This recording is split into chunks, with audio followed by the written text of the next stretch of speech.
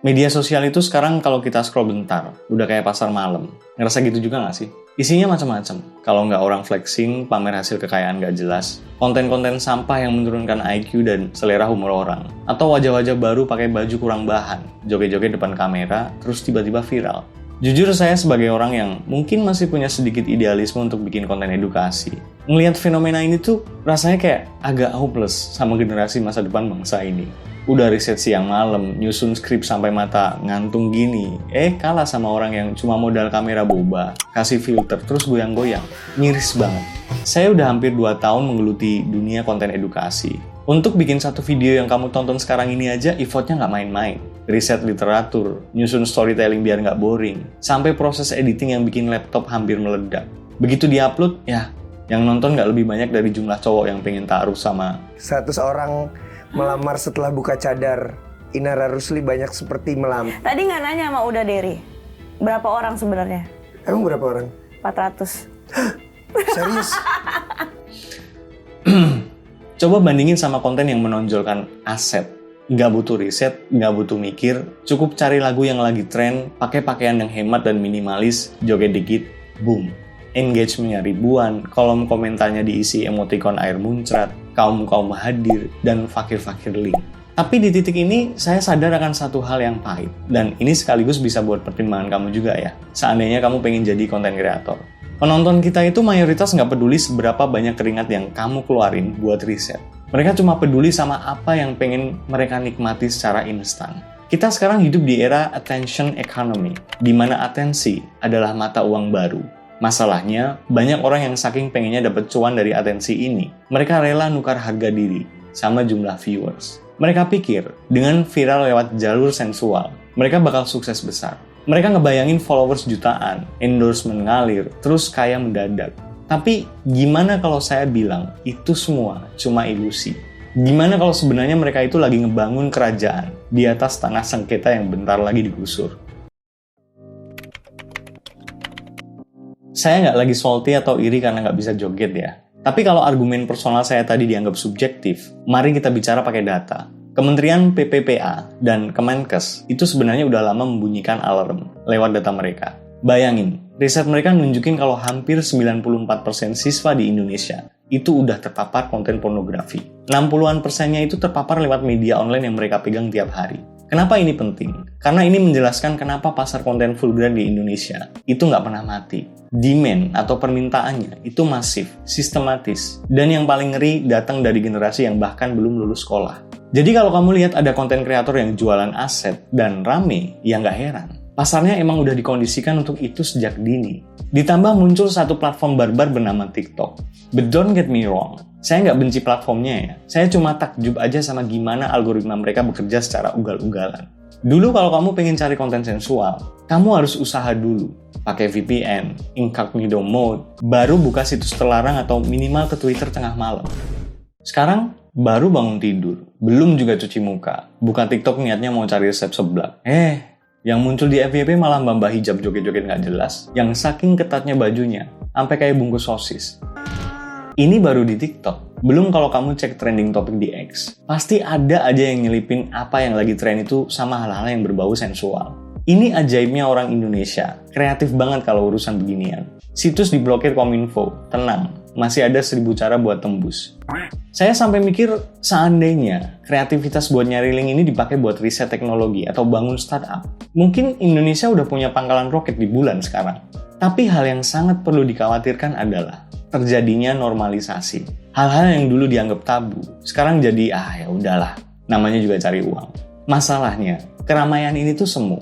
Banyak kreator pemula, terutama anak-anak di bawah umur, ngelihat ini sebagai the dream job, karir impian. Mereka ngelihat orang lain pamer lekukang tubuh dapat jutaan views, terus mereka ikutan. Mereka pikir itu jalan pintas menuju kesuksesan. Padahal mereka nggak sadar, mereka itu cuma jadi statistik dalam laporan kementerian tadi. Menambah daftar panjang korban algoritma yang haus akan stimulasi visual, tanpa isi. Sekarang pertanyaannya, kok bisa konten nggak penting yang cuma nonjolin seksualitas itu selalu menang lawan konten edukasi yang padat nutrisi? Apakah penonton kita emang dasarnya malas mikir? Secara neuroscience, ya memang begitu.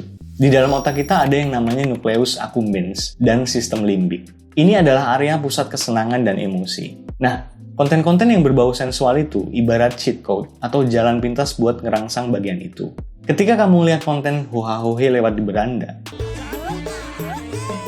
otak itu kayak disiram dopamin, hormon yang bikin kamu ngerasa puas secara instan. Masalahnya, dopamin itu nggak bikin kamu puas terus berhenti. Dia justru bikin kamu kecanduan. Makanya kamu kalau udah sekali ngeklik video mbak-mbak joget, algoritma bakal nyuapin kamu konten serupa terus-menerus. Otakmu bakal bilang, lagi dong yang tadi enak. Dan akhirnya kamu terjebak scrolling sampai jempolmu kapalan. Ibaratnya konten edukasi itu kayak sayur bayam atau brokoli. Sehat, penting buat pertumbuhan, tapi ya rasanya nggak begitu enak dan butuh usaha buat ngunyah sama nyerna. Sedangkan konten sensual itu kayak micin dosis tinggi, atau gorengan pinggir jalan yang gorengnya pakai minyak yang udah hitam pekat. Rasanya gurih, renyah, bikin nagih, tapi nggak ada gizinya. Cuma bikin kolesterol mental. Di psikologi ada istilah dopamine tolerance. Otak kita itu punya sistem adaptasi yang menakjubkan. Itu yang bikin kita cepet banget bosan sama hal-hal yang biasa. Jadi kalau hari ini kamu cuma lihat orang joget pakai kaos biasa, besok otakmu bakal minta yang lebih berani. Inilah kenapa konten di medsos makin hari makin ugal-ugalan. Kreatornya makin nekat buka-bukaan karena mereka harus ngejar standar kepuasan penonton yang makin lama makin tinggi. Belum lagi ada bumbu fear of missing out, FOMO. Begitu ada pemersatu bangsa yang baru viral, semua orang ngerasa harus tahu, harus cari linknya, harus ikutan komentar biar ngerasa jadi bagian dari tren. Tapi yang paling miris sebenarnya bukan cuma soal otak yang kecanduan. Ini soal gimana kita, sebagai manusia, pelan-pelan kehilangan kemampuan buat fokus ke hal-hal yang punya nilai jangka panjang. Kita jadi bangsa yang otaknya cuma pengen disuapin kesenangan 15 detik, tapi nggak kuat baca buku atau dengerin penjelasan lebih dari 1 menit. Terus kalau penontonnya udah kecanduan, kreatornya gimana? Apakah mereka beneran dapat untung besar? Banyak orang terjun ke dunia konten jualan aset karena mereka tergiur sama satu hal, fast money, uang cepet. Mereka pikir kalau gue dapat followers banyak, gue dapat endorsement, gue kaya. Logikanya simple, tapi sayangnya mereka lupa atau mungkin nggak tahu kalau di dunia marketing itu ada yang namanya kualitas audiens. Saya kasih tahu satu rahasia pahit dari konten-konten yang jualan aset ini. Konten yang kamu bangun lewat jalur sensual itu memang cepat narik perhatian. Tapi penonton yang kamu dapat itu mayoritas adalah orang yang nggak ada duitnya. Duh kok bisa? Coba pikir pakai akal sehat. Orang yang beneran punya duit, orang yang produktif, orang yang sibuk bangun karir atau bisnisnya. Mereka nggak punya waktu buat mantengin mbak-mbak joget 24 jam sambil ngetik info link dong suhu di kolom komentar. Audiensmu adalah orang-orang yang waktu luangnya terlalu banyak dan dompetnya terlalu tipis. Satu-satunya hiburan gratis mereka ya cuma nontonin kamu lewat layar HP retak sambil menuin hasrat biologis mereka yang nggak tersalurkan. Efeknya apa buat kamu sebagai kreator? Nothing. Zonk. Kamu punya 1 juta followers, cool, fine. Tapi coba jualan produk yang beneran. Makanan misal, baju yang proper, atau produk skincare berkualitas. Yang beli siapa? Nggak ada. Nggak akan ada. Kenapa? Karena audiensmu nggak datang ke akunmu buat belanja. Mereka datang cuma buat nonton gratisan. Begitu kamu minta mereka ngeluarin duit buat beli produkmu, mereka bakal kabur atau malah balik menghujatmu. Alah bang, sok tahu lu. Itu buktinya ada yang live streaming joget-joget dapat saweran jutaan. Iya, betul. Mereka dapat duit dari saweran. Tapi kamu pernah mikir nggak? Saweran itu bukan bisnis. Itu sedekah dari rasa kasihan atau transaksi pemuasan nafsu sesaat. Duit saweran itu sifatnya nggak stabil. Hari ini mungkin ada sultan yang lagi gabut terus nyawer. Besok si sultan itu akan sadar, atau bosen, atau duitnya habis. Mungkin aja. Terus kamu dapat apa? Kamu bakal berakhir jadi pengemis digital yang harus terus-terusan ngelakuin hal yang lebih gila, lebih terbuka, atau lebih rendah lagi demi dapat saweran yang pastinya dipotong gede sama platform. Makanya kamu perhatiin deh, kreator yang viral karena jalur nggak senonoh. Iklan yang masuk ke mereka itu kebanyakan kalau nggak judi online, produk seksual, ya pinjol ilegal. Kenapa? Karena cuma brand-brand abu-abu itu yang tahu kalau audiensmu adalah orang-orang yang gampang tergiur sama kesenangan instan dan nggak punya manajemen keuangan yang benar. Brand besar kayak Unilever, Samsung, atau brand kecantikan ternama, mereka bakal mikir 1000 kali buat taruh nama mereka di dalam videomu. Mereka nggak akan mau brand image mereka rusak karena diasosiasikan sama konten yang cuma narik kaum pemuja gratisan. Ini yang saya maksud ilusi. Kamu ngerasa jadi artis, kamu ngerasa punya pengaruh, tapi secara ekonomi, sorry to say, you are unworthy. Nilaimu di mata industri itu rendah. Kamu itu ibarat brosur iklan yang cuma dibaca di lampu merah, terus dibuang ke tempat sampah. Ada atensinya? Ada. Ada transaksinya? Kagak. Dan yang paling menyedihkan, karir model begini ini ada masa kadaluarsanya. Dan itu cepet banget. Di dunia konten sensual, kamu bakal selalu digantikan sama yang lebih baru, lebih muda, dan lebih berani. Begitu udah nggak laku, kamu mau inovasi apa? Mau bikin konten edukasi? Orang udah terlanjur ngecap kamu sebagai mbak-mbak yang itu. Kamu nggak cuma kehilangan pasar yang berkualitas, tapi juga kehilangan masa depan karirmu sendiri demi engagement yang nggak bisa dipakai buat bayar cicilan jangka panjang. Tadi kita udah bahas soal dompet ya. Sekarang kita bahas soal yang lebih fundamental, harga diri. Saya sering dengar argumen, ya biarin aja lah, kan badan dia sendiri, dosa dia sendiri. Yang penting dia cari uang halal nggak nyolong. Halal katanya. Oke, mari kita bedah pakai logika attention economy yang kita bahas di awal tadi. Di zaman sekarang, atensi memang bisa jadi uang. Tapi masalahnya, banyak orang nggak sadar kalau mereka lagi ngelakuin transaksi yang sangat merugikan. Ada hal-hal di dunia ini yang sifatnya priceless, nggak ternilai.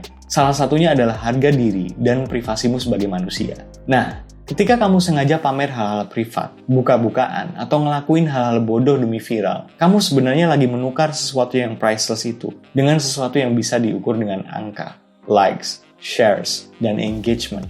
Begitu harga dirimu udah bisa diukur pakai angka, maka hilanglah nilai aslinya. Kamu bukan lagi manusia seutuhnya di mata internet. Kamu cuma aset digital atau objek tontonan. Kamu cuma sekumpulan pixel yang bakal di-scroll dalam hitungan detik. Dan nggak cuma soal pamer tubuh ya. Fenomena ini juga nular ke orang yang hobi buka aib rumah tangga, galau berlebihan sambil nangis-nangis depan kamera, atau bikin settingan bodoh yang rendahin martabat sendiri. Semuanya demi apa? Demi angka yang besok pagi juga orang belum tentu ingat. Yang lebih ngeri lagi adalah dampak sistemiknya ke masyarakat kita, terutama anak-anak. Cek, berapa banyak berita pembunuhan dan pemerkosaan yang pelakunya masih anak di bawah umur. Pas diselidiki, motifnya apa? Mereka kecanduan film porno dan konten erotis dari gadget mereka. Mungkin kamu bakal bilang, ya itu kan salah orang tuanya, bukan salah kreatornya. Oke, mungkin secara hukum kamu benar, tapi secara moral, kamu adalah bagian dari ekosistem yang menyediakan supply itu. Kamu ikut andil dalam merusak standar moral generasi setelah kita. Kita lagi ngebangun masyarakat yang nggak punya rasa malu, yang ngelihat lawan jenis cuma sebagai objek, bukan sebagai manusia yang harus dihormati. Kita hidup rata-rata berapa tahun sih? 70 tahun udah bagus kan? Itu cuma sekitar 600.000 jam. Kalau dipotong waktu tidur, sisanya cuma 70 ribuan jam. Bayangin, berapa ribu jam yang kita buang cuma buat nontonin hal-hal murahan kayak gitu. Dan berapa banyak kreator yang rela masa depannya hancur, jejak digitalnya kotor seumur hidup, cuma buat dapat validasi dari orang asing, yang bahkan gak peduli kalau besok dia mati. Ini bukan cuma soal moralitas agama ya, ini soal harga diri sebagai manusia yang berakal. Kalau kamu mau terkenal cuma karena kamu berani terbuka, ingat satu hal. Di luar sana, bakal selalu ada orang yang lebih berani dan lebih terbuka dari kamu. Kamu lagi ikut balapan menuju dasar jurang, dan pemenangnya adalah dia yang paling pertama kehilangan harga dirinya. Pada akhirnya, kita nggak bisa sepenuhnya nyalain para kreator itu doang sih. Rasanya nggak fair aja kalau kita nunjuk hidung mereka, sementara kita sendiri masih rajin nyumbang views dan likes ke konten-konten kayak gitu. Dunia digital ini bekerja pakai hukum ekonomi yang sangat simpel. Supply and demand. Selama permintaan dari kita semua masih tinggi, selama jempolmu masih gatel buat ngeklik video yang judulnya clickbait, atau thumbnailnya pamer paha, ya suplai konten murahan ini bakal terus ada. Bahkan kreator yang tadinya punya niat baik buat bikin konten berkualitas, pelan-pelan bakal ngerasa kalah, dan akhirnya terpaksa ikut-ikutan vulgar, cuma biar bisa bertahan hidup di dalam algoritma yang kejam ini.